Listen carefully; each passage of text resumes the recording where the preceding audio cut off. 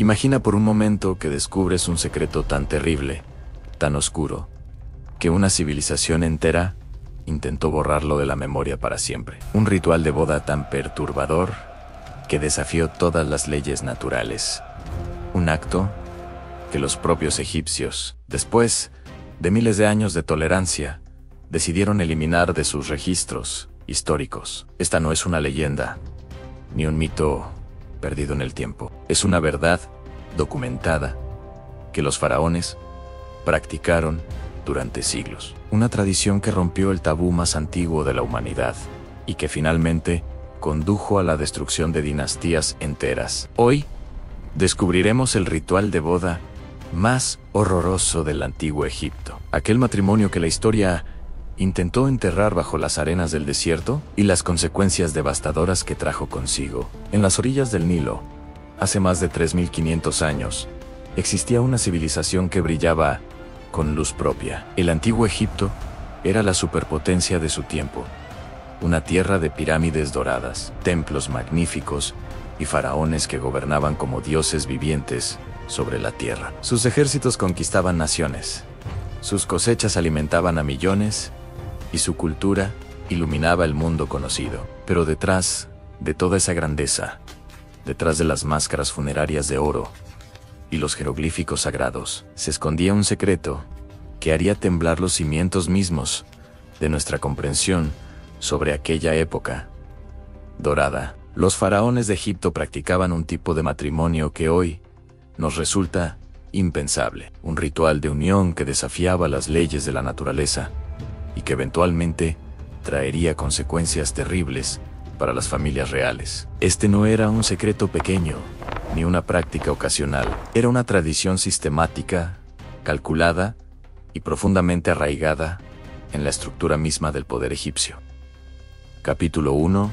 El matrimonio que desafió la naturaleza. Para comprender el horror de esta práctica, primero debemos entender cómo funcionaba el matrimonio en el antiguo Egipto. A diferencia de las ceremonias elaboradas que conocemos hoy, los egipcios no tenían bodas religiosas ni contratos civiles formales. El matrimonio era sorprendentemente simple en su ejecución, pero complejo en su significado. Una mujer simplemente se mudaba a la casa de su futuro esposo, a veces acompañada de una procesión festiva por las calles, llevando consigo una dote acordada entre las familias. No había sacerdotes bendiciendo la unión, no había documentos legales que firmar en un templo. La pareja comenzaba a vivir junta, y eso era suficiente para que la sociedad los considerara casados. Para la gente común, el matrimonio era principalmente una institución práctica, una forma de establecer familias,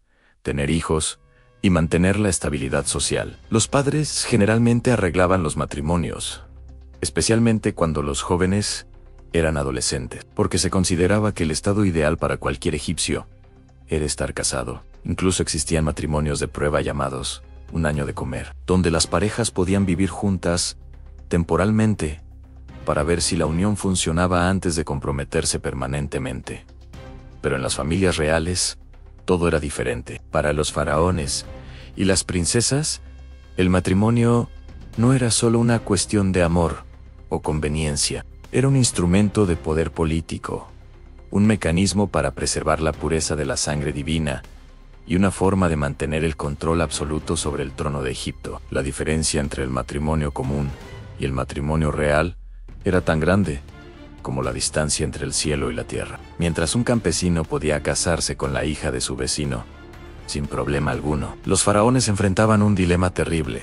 ¿Con quién podía casarse un dios viviente sin contaminar su divinidad? La respuesta que encontraron fue tan lógica para ellos como perturbadora. Para nosotros, debían casarse dentro de su propia familia. Los faraones comenzaron a tomar como esposas a sus propias hermanas, y en casos aún más extremos, a sus propias hijas. Esta práctica, conocida como incesto real, se convirtió en una tradición aceptada y hasta celebrada en los círculos más altos del poder egipcio. No era un escándalo ni un secreto susurrado en los pasillos oscuros de los palacios. Era una política oficial, un ritual de Estado, una ceremonia que se llevaba a cabo con orgullo y pompa. Capítulo 2. A los dioses.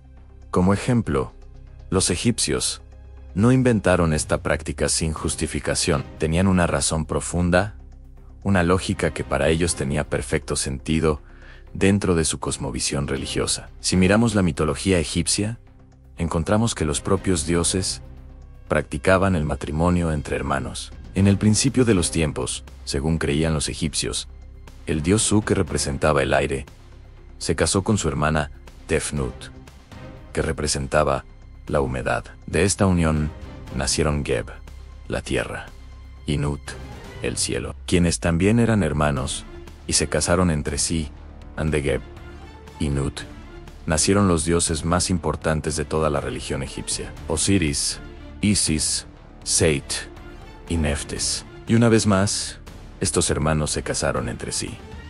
Osiris se unió a su hermana Isis, mientras que Seit tomó por esposa a su hermana Neftes. El matrimonio entre hermanos no solo estaba presente en la mitología, era la norma absoluta entre los dioses. Para los egipcios, los dioses eran el modelo perfecto de comportamiento. Si los dioses se casaban con sus hermanas, no deberían los faraones, que eran considerados dioses vivientes en la tierra, hacer exactamente lo mismo. Esta lógica religiosa proporcionaba la justificación perfecta para una práctica que tenía también motivaciones políticas muy prácticas. Al casarse dentro de la familia real, los faraones podían mantener el poder concentrado en un círculo muy pequeño y controlable. No había necesidad de compartir la autoridad con familias nobles extranjeras que podrían intentar usurpar el trono. No había riesgo de que un yerno ambicioso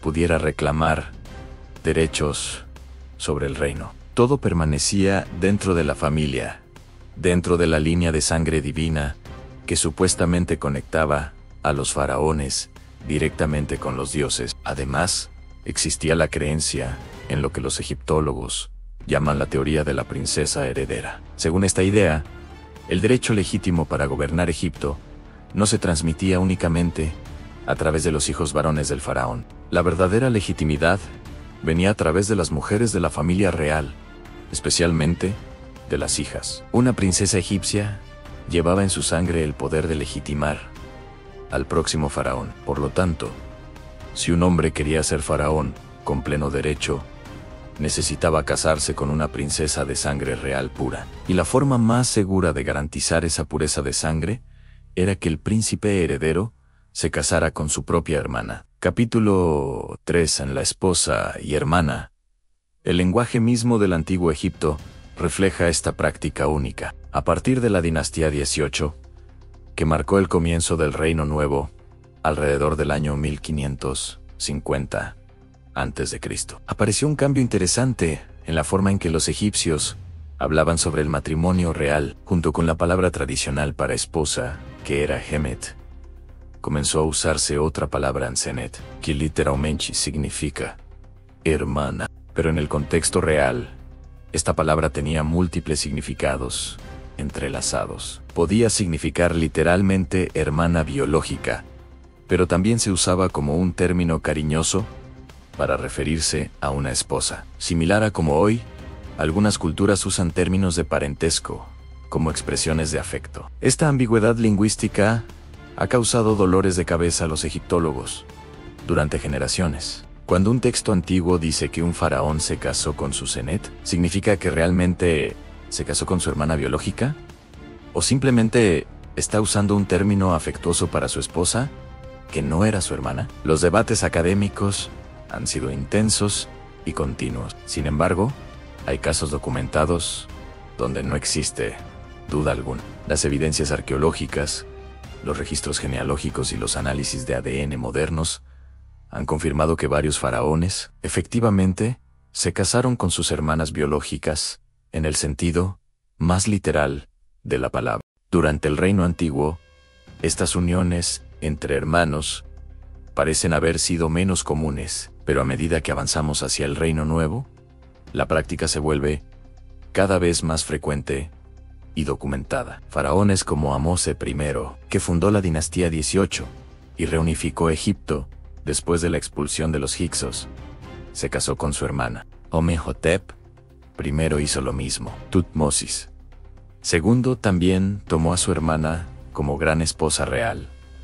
Estos no eran matrimonios secretos ni vergonzosos. Eran uniones celebradas públicamente, registradas en monumentos y templos, para que todo el mundo las conociera. Las reinas, que eran simultáneamente hermanas de sus esposos faraones, portaban sus títulos con orgullo, apareciendo en relieves y estatuas, junto a sus esposos hermanos, como símbolos de poder y legitimidad divina. Capítulo 4.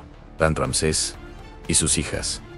Pero si el matrimonio entre hermanos era perturbador, había algo aún más inquietante en las costumbres matrimoniales de los faraones. Algunos de ellos no se contentaron con casarse con sus hermanas. Llevaron la práctica del incesto real un paso más allá, cruzando una línea que incluso para los estándares egipcios era extraordinaria.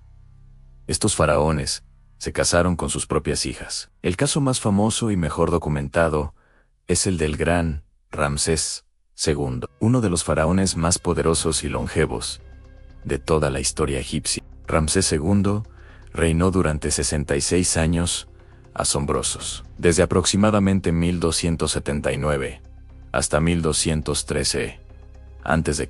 Durante su largo reinado, Ramsés tuvo múltiples esposas y engendró más de 100 hijos. Su gran esposa real principal fue la famosa Nefertari, una mujer de belleza legendaria, a quien amó profundamente y para quien construyó uno de los templos más hermosos de Egipto en Abu Simbel. Pero después de la muerte de Nefertari, Ramsés necesitaba una nueva gran esposa real para cumplir con los rituales y ceremonias que requerían la presencia de una reina. La solución que encontró Ramsés fue tan práctica para él como perturbadora para nuestra sensibilidad moderna. Elevó a varias de sus propias hijas al rango de gran esposa real al-Meritamón.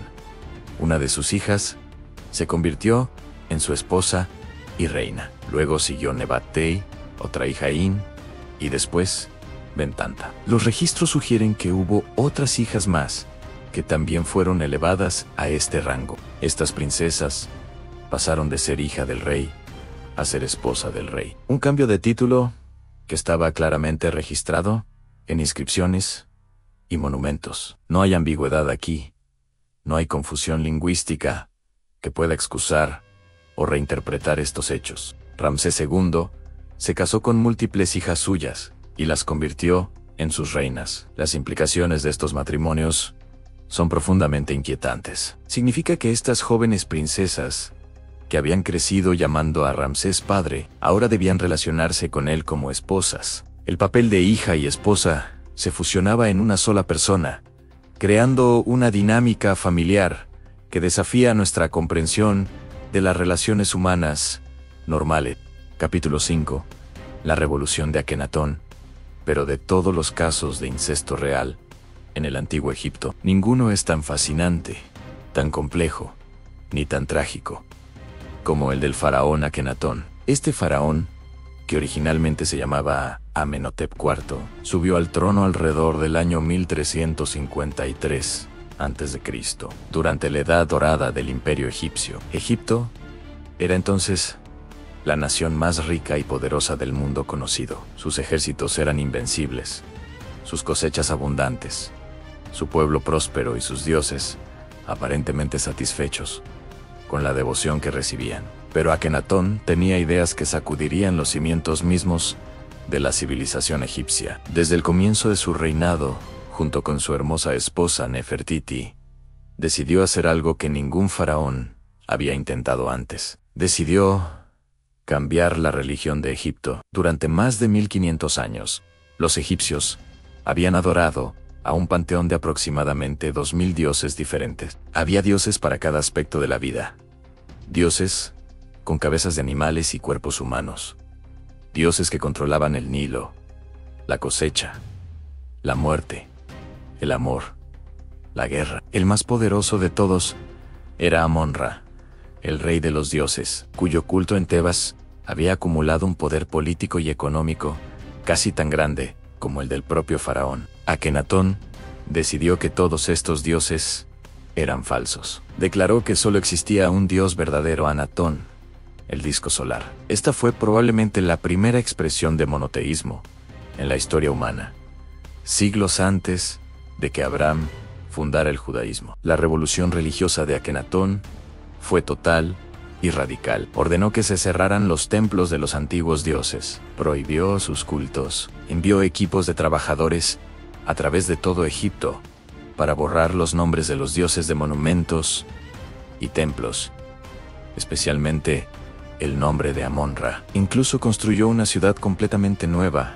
en medio del desierto, a la que llamó Ajetatón, que significa Horizonte-Giatón, y trasladó allí la capital de Egipto. Esta ciudad, conocida hoy como Amarna, fue construida a una velocidad increíble para servir como el centro de la nueva religión. 50.000 personas vivieron allí, construyendo templos al aire libre, donde el sol podía brillar directamente sobre los adoradores, muy diferente de los templos tradicionales egipcios, que eran oscuros y cerrados. Akenatón y Nefertiti se declararon los únicos intermediarios entre Atón y la humanidad. Solo ellos podían comunicarse con el Dios. Solo a través de ellos podía fluir la bendición divina hacia Egipto. Se presentaron como una pareja divina, casi como dioses ellos mismos. Capítulo 6.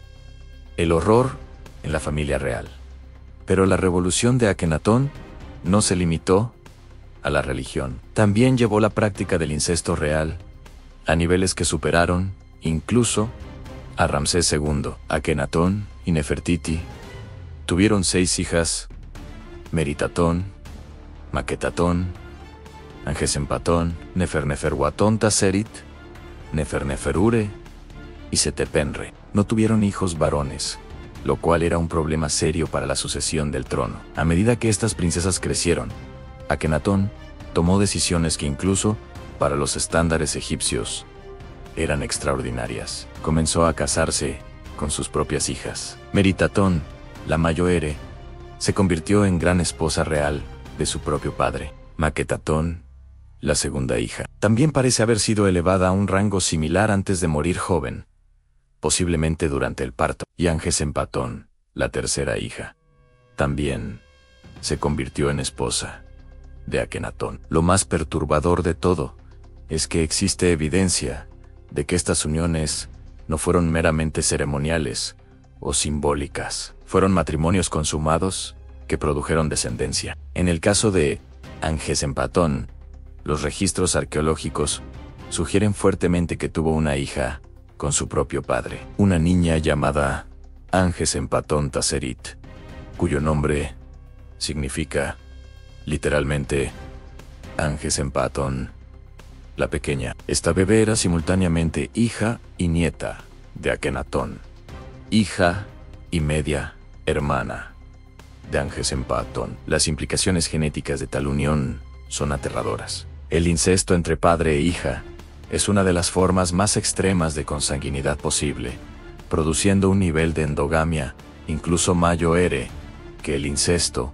entre hermanos. Los análisis de ADN y los estudios médicos modernos de las momias de este período han revelado las consecuencias devastadoras de estas prácticas. Los hijos nacidos de uniones incestuosas tienen un riesgo dramáticamente elevado de sufrir defectos genéticos, enfermedades congénitas, deformidades físicas y problemas de desarrollo. Este no era un riesgo teórico, era una realidad horrible que se manifestó una y otra vez en la familia de Akenatón. Capítulo 7. Las consecuencias genéticas. La evidencia más impactante de los efectos del incesto real viene del estudio de las momias de la familia de Akenatón, particularmente la del faraón más famoso de todos, Tutankamón. Tutankamón era probablemente hijo de Akenatón, y los análisis de ADN realizados en el año 2010 confirmaron algo que los egiptólogos habían sospechado durante mucho tiempo.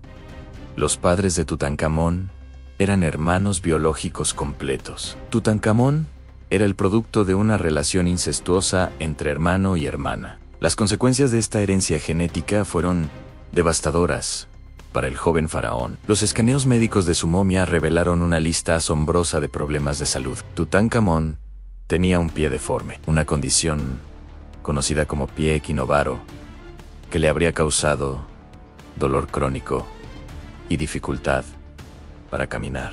De hecho, se encontraron más de 100 bastones en su tumba, evidencia de que necesitaba ayuda para moverse. Tenía una curvatura anormal de la columna vertebral. Sufría de una enfermedad ósea llamada necrosis avascular, donde el tejido óseo muere debido a la falta de irrigación sanguínea. Pero eso no era todo. Tutankamón también tenía deformidades en el cráneo y rasgos faciales inusuales. Su mandíbula estaba mal alineada. Tenía un paladar hendido parcial. Algunos estudios sugieren que podría haber tenido ginecomastia, un desarrollo anormal del tejido mamario, en un hombre, causado por desequilibrios hormonales. Además, análisis recientes indican que probablemente sufría de malaria crónica, y la combinación de todas estas condiciones lo hizo extremadamente vulnerable a enfermedades e infecciones. Tutankamón murió alrededor de los 18 o 19 años, después de reinar solo 9 años. Durante mucho tiempo, se creyó que su muerte fue causada por un accidente, o incluso un asesinato. Pero ahora los científicos creen que su salud tan comprometida, resultado directo del incesto de sus padres, fue la verdadera causa de su muerte temprana. Su sistema inmunológico debilitado, sus problemas óseos y sus múltiples dolencias simplemente fueron demasiado para su cuerpo. Un joven que en circunstancias normales podría haber vivido hasta los 60 o 70 años, murió siendo apenas un adolescente. Capítulo 8. Los hijos que nunca nacieron. Pero la tragedia genética de Tutankamón no terminó con su propia vida. Él mismo intentó continuar la dinastía, casándose con Angesenpaatón, quien para entonces había cambiado su nombre a Angesenamón, después de que se restaurara el culto al dios Amón. Angesenamón era hija de Akenatón y Nefertiti, lo que significaba que Tutankamón se estaba casando con su media hermana, continuando así el patrón de incesto que había definido a su familia durante generaciones. La joven pareja, ambos adolescentes, intentó desesperadamente tener hijos. Necesitaban un heredero para asegurar la continuidad de la dinastía 18. Pero las consecuencias del incesto acumulado durante generaciones hicieron que esto fuera casi imposible. En la tumba de Tutankamón, los arqueólogos hicieron uno de los descubrimientos más tristes de toda la egiptología. Encontraron 2 pequeños féretros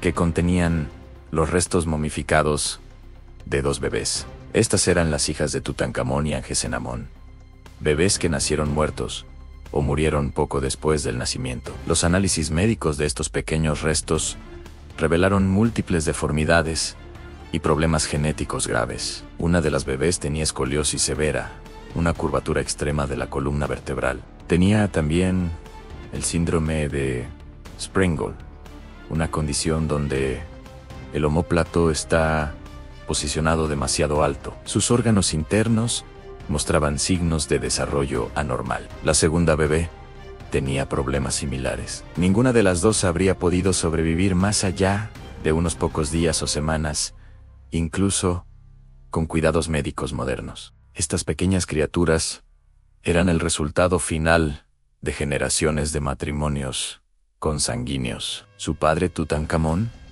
era producto de incesto entre hermanos. Su madre Angesenamón era probablemente hija de un matrimonio entre padre e hija. Si los registros sobre Akenatón son correctos, el coeficiente de consanguinidad de estas bebés, una medida matemática del nivel de genes compartidos, habría sido extraordinariamente alto, similar al de los hijos de gemelos idénticos. No tenían ninguna posibilidad de sobrevivir. Con la muerte de Tutankamón, sin herederos vivos, la gran dinastía 18 comenzó a colapsar. Los generales del ejército lucharon por el poder. La línea de sangre que había gobernado Egipto durante más de 2 siglos estaba llegando a su fin. Destruida, no por enemigos extranjeros, ni por revoluciones populares, sino por su propia práctica obsesiva del incesto. Capítulo 9. El intento de borrar la historia después de la muerte de Akenatón. Egipto intentó desesperadamente volver a la normalidad. Tutankamón, que originalmente se llamaba Tutankatón, en honor al dios Atón, cambió su nombre para honrar al antiguo dios. Amón abandonó la ciudad de Amarna y regresó a Tebasán. Los sacerdotes de Amón, que habían sido despojados de su poder por Akenatón, volvieron triunfantes. Y entonces comenzó algo extraordinario. Un esfuerzo sistemático y deliberado para borrar a Akenatón de la historia. Este no fue un simple olvido, ni una erosión natural del tiempo. Fue una campaña organizada de damnatio memoria, la condena de la memoria, una práctica donde se intenta eliminar todo rastro de una persona de los registros históricos. Los sucesores de Akenatón ordenaron que su nombre fuera borrado de todos los monumentos. Los trabajadores fueron enviados con cinceles para eliminar sus cartuchos, los óvalos que encerraban los nombres de los faraones en los jeroglíficos. Las estatuas de Akenatón fueron derribadas y destruidas. Sus templos fueron desmantelados y sus piedras reutilizadas para construir otros edificios, enterrando así las inscripciones y relieves que celebraban su reinado. La ciudad de Amarna, su capital soñada, fue completamente abandonada. Las personas fueron obligadas a marcharse y regresar a las ciudades tradicionales. Los edificios fueron dejados a merced del desierto. Con el tiempo, la arena lo cubrió todo, enterrando la ciudad bajo metros de polvo durante más de 3000 años. En las listas oficiales de faraones que se elaboraron posteriormente, el nombre de Akenatón simplemente no aparecía. Era como si nunca hubiera existido. Cuando los escribas necesitaban referirse a él, lo llamaban simplemente el enemigo o el criminal de Ajetatón. No se le concedía ni siquiera la dignidad de su nombre. Sus hijas, que habían sido sus esposas, también fueron borradas de los registros oficiales, tanto como fue posible. Todo lo relacionado con el período de Amarna fue considerado herético, peligroso y vergonzoso. Los egipcios querían olvidar que alguna vez había existido un faraón que había desafiado a los dioses antiguos y que había llevado el incesto real a tales extremos. Esta campaña de olvido fue tan exitosa que durante más de 3000 años, Akenatón fue poco más que una nota al pie en la historia egipcia. Un faraón misterioso del que se sabía muy poco. Capítulo 10. El redescubrimiento no fue sino hasta principios del siglo XX que el mundo moderno comenzó a redescubrir la verdadera historia de Akenatón y las prácticas matrimoniales extremas de su época. En 1922, el arqueólogo británico Howard Carter hizo uno de los descubrimientos más famosos de la historia, la tumba intacta de Tutankamón en el Valle de los Reyes. A diferencia de la mayoría de las tumbas reales que habían sido saqueadas en la antigüedad, la tumba de Tutankamón estaba casi completamente preservada. Contenía miles de objetos preciosos, incluyendo la famosa máscara funeraria de oro que se ha convertido en el símbolo más reconocible del antiguo Egipto. Pero más importante que el oro fueron las pistas sobre la familia de Tutankamón. Entre los objetos en la tumba estaban esos dos pequeños féretros con las bebés momificadas, cuya existencia planteaba preguntas inquietantes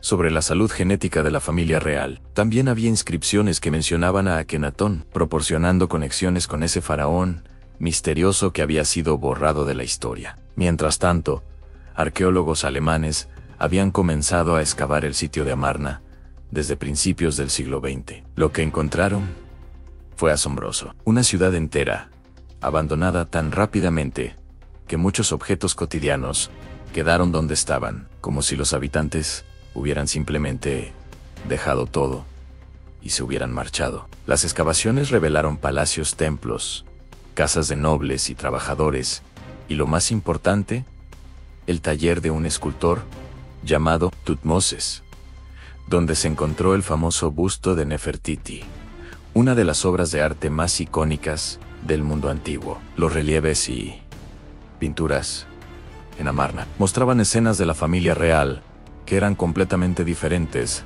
del arte egipcio tradicional. En lugar de las poses rígidas y formales típicas. Estas imágenes mostraban a Akenatón y Nefertiti jugando con sus hijas, besándose, mostrando afecto público de manera que nunca antes se había representado en el arte egipcio. Pero también había inscripciones que registraban los títulos de las princesas, y algunos de esos títulos cambiaban de hija del rey a esposa del rey, confirmando lo que antes solo había sido especulación académica.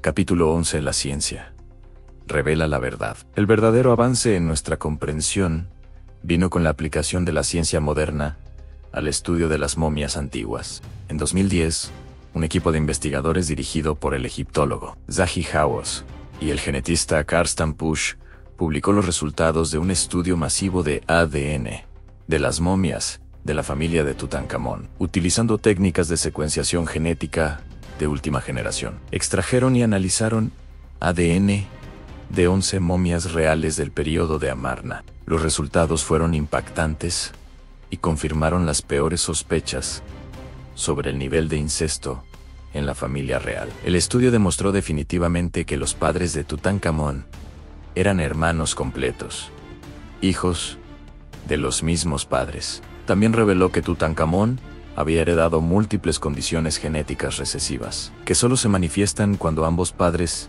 portan el mismo gen defectuoso, algo que es mucho más probable cuando los padres están estrechamente relacionados. El análisis de ADN de las dos bebés en la tumba de Tutankamón confirmó que eran sus hijas, y también reveló el extenso daño genético que habían heredado. Estudios posteriores utilizaron tomografías computarizadas y reconstrucciones tridimensionales para examinar las momias sin dañarlas. Estas técnicas revelaron detalles anatómicos que nunca antes habían sido visibles. Pudieron ver el interior de los huesos, examinar la estructura de los órganos internos preservados y documentar cada deformidad y anomalía. Las imágenes de la columna vertebral curvada de Tutankamón, de su pie deformado, de los problemas esqueléticos de sus hijas, todo quedó registrado con claridad científica. Ya no había espacio para la negación o la especulación. La evidencia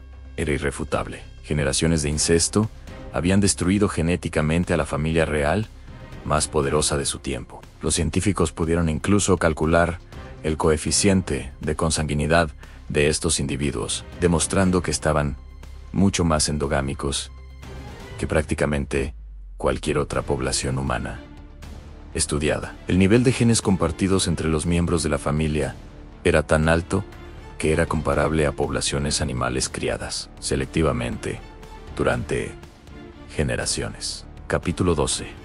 ¿Por qué continuaron? Una pregunta persiste y nos inquieta. ¿Por qué continuaron? Si las consecuencias genéticas del incesto eran tan devastadoras, si los bebés nacían muertos o deformados, si los faraones morían jóvenes y enfermizos, ¿por qué los egipcios no detuvieron esta práctica? La respuesta es compleja y revela algo profundo sobre la naturaleza del poder, la religión y la tradición. Primero, debemos recordar que los antiguos egipcios no tenían conocimiento de genética ni de herencia mendeliana. No entendían que los rasgos se transmitían a través de unidades discretas de información que ahora llamamos genes. No sabían que el incesto aumentaba dramáticamente la probabilidad de que genes recesivos dañinos se expresaran. Cuando un niño nacía con deformidades o moría prematuramente, no lo atribuían a la consanguinidad de sus padres. En cambio, buscaban explicaciones en el mundo espiritual. Quizás los dioses estaban enojados. Quizás había una maldición. Quizás no se habían realizado los rituales correctos, pero nunca habrían conectado los problemas de salud con la estructura familiar. Segundo, el peso de la tradición y la presión política eran inmensos. Para cuando los efectos del incesto se volvieron realmente evidentes, la práctica ya llevaba siglos establecida. Era parte de la estructura misma del poder real egipcio. Cambiarla habría significado admitir que generaciones de faraones habían estado equivocados, que la forma en que habían legitimado su gobierno era defectuosa. ¿Qué faraón querría o podría hacer tal admisión? Además, Había razones políticas muy prácticas para continuar. Los faraones que intentaban casarse fuera de la familia real inmediata enfrentaban problemas de legitimidad. Los sacerdotes y nobles cuestionarían su derecho divino a gobernar. Las familias de esposas no reales intentarían ganar poder e influencia, amenazando la estabilidad del trono. Era mucho más seguro, políticamente hablando, mantener todo dentro de la familia, sin importar las consecuencias para la salud. Tercero, debemos considerar que no todos los matrimonios incestuosos producían descendencia obviamente dañada. La expresión de enfermedades genéticas recesivas es probabilística, no absoluta. Algunos hijos de matrimonios consanguíneos pueden ser relativamente saludables, especialmente en las primeras generaciones. Esto habría ocultado parcialmente los peligros de la práctica, dando falsa confianza de que no había problema. Capítulo 13. El fin de la práctica.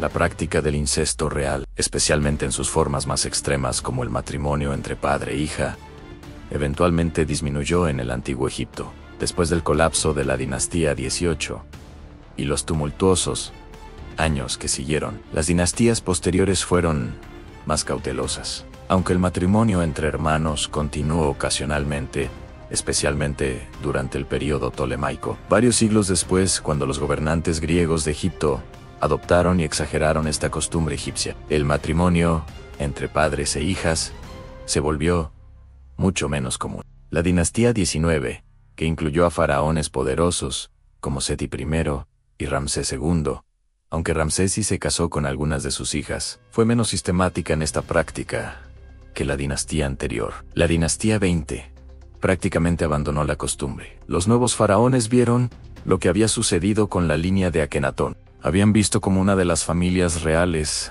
más poderosas de la historia se había extinguido sin herederos viables. Habían sido testigos de la debilidad física de Tutankamón, de su muerte prematura, del fracaso de su línea. Aunque no entendían la genética en términos científicos modernos, podían ver las consecuencias. Podían ver que las familias que practicaban el incesto más extremo tendían a producir menos herederos saludables y viables. La selección natural, en cierto sentido, estaba trabajando en su contra. Las líneas reales que practicaban menos incesto producían más herederos saludables y, por lo tanto, tenían más probabilidades de mantener el poder a largo plazo. Con el tiempo, esta realidad práctica superó las justificaciones religiosas y políticas del incesto. Además, a medida que Egipto interactuaba más con otras culturas, a través del comercio y la conquista, los faraones comenzaron a tomar esposas de familias reales extranjeras. Estos matrimonios diplomáticos traían alianzas políticas valiosas y, aunque los egipcios no lo sabían, también traían diversidad genética fresca que mejoraba la salud de la descendencia. Las princesas de Mitanni, de Babilonia, de Hatti llegaban a Egipto como novias de los faraones, introduciendo nuevos linajes en la familia real. Capítulo 14. El legado oscuro. El legado de estas prácticas matrimoniales extremas se extendió mucho más allá de la familia real egipcia. La idea de que la pureza de sangre era esencial para la legitimidad del gobernante influyó en las monarquías de todo el mundo durante milenios, desde la Europa medieval hasta las casas reales modernas. Encontramos ecos de esta obsesión con mantener la sangre real pura mediante matrimonios dentro de círculos cada vez más pequeños de familias nobles. La familia real española de los Habsburgo practicó matrimonios entre primos durante tantas generaciones que eventualmente produjo a Carlos II de España, un rey tan genéticamente dañado que apenas podía hablar ni comer adecuadamente. La mandíbula de Habsburgo, una deformidad facial característica, se volvió cada vez más pronunciada en cada generación debido a la endogamia. Carlos II murió sin herederos y con él se extinguió la línea española de los Habsburgo, un eco directo de lo que le había sucedido a la dinastía 18 de Egipto 3000 años antes. Las familias reales europeas continuaron casándose entre primos hermanos hasta bien entrado el siglo XX. La reina Victoria de Inglaterra era portadora del gen de la hemofilia, una enfermedad sanguínea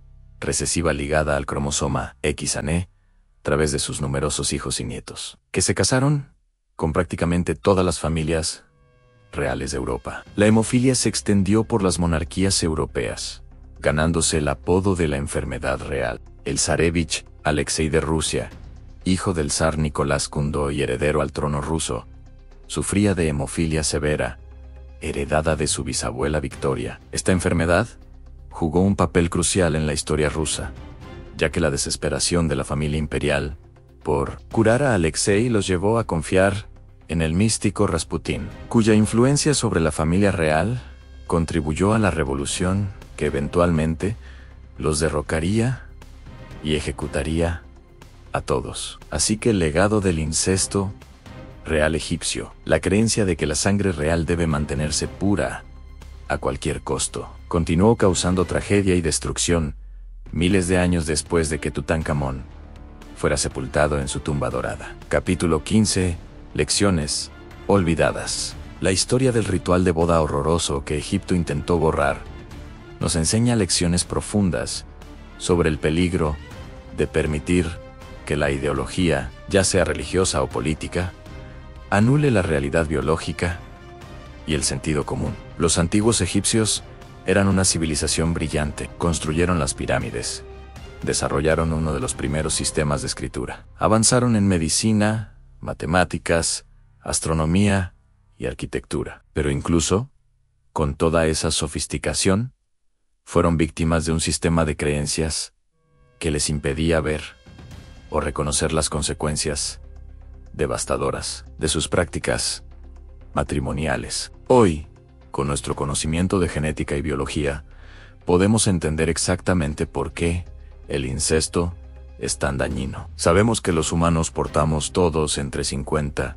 y 100 mutaciones genéticas recesivas, potencialmente dañinas. La mayoría de nosotros nunca experimentamos los efectos de estas mutaciones, porque es extremadamente improbable que nos reproduzcamos con alguien que tenga exactamente la misma mutación en el mismo gen. Pero cuando individuos estrechamente relacionados tienen hijos, la probabilidad de que ambos padres porten la misma mutación aumenta dramáticamente. Y cuando ambos padres tienen la misma mutación recesiva, hay un 25% de probabilidad de que cada hijo la exprese. Esta es la razón por la cual prácticamente todas las sociedades humanas desarrollaron el tabú del incesto de forma independiente, no porque tuvieran conocimiento científico de la genética, sino porque las sociedades que toleraban el incesto tendían a producir más descendencia no viable y eventualmente se extinguían o eran superadas por grupos que evitaban la consanguinidad. El tabú del incesto es uno de los pocos universales culturales verdaderos que encontramos en prácticamente todas las sociedades humanas a lo largo de la historia. El antiguo Egipto real fue una de las pocas excepciones significativas a esta regla universal y pagó un precio terrible por ello. La lección aquí no es solo sobre biología, es sobre el peligro de crear sistemas cerrados de poder que se aíslan del resto de la población. Cuando los gobernantes se ven a sí mismos como fundamentalmente diferentes y superiores al pueblo común, cuando construyen murallas ideológicas entre ellos mismos y sus súbditos, cuando se niegan a aceptar información o matrimonios del exterior, porque creen que contaminaría su pureza, crean las condiciones para su propia destrucción. Este patrón se repite una y otra vez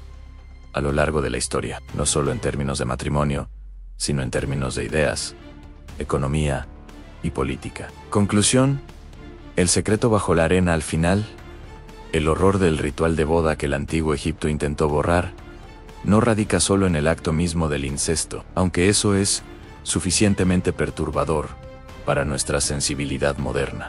El verdadero horror está en lo que representa en la voluntad de sacrificar la salud, el bienestar y las vidas de personas reales, incluyendo niños inocentes, en el altar de la ideología y el poder. Las princesas que fueron obligadas a casarse con sus padres o hermanos, las bebés que nacieron con deformidades tan severas que no podían sobrevivir, los jóvenes faraones, como Tutankamón, que sufrieron dolor crónico durante toda su corta vida.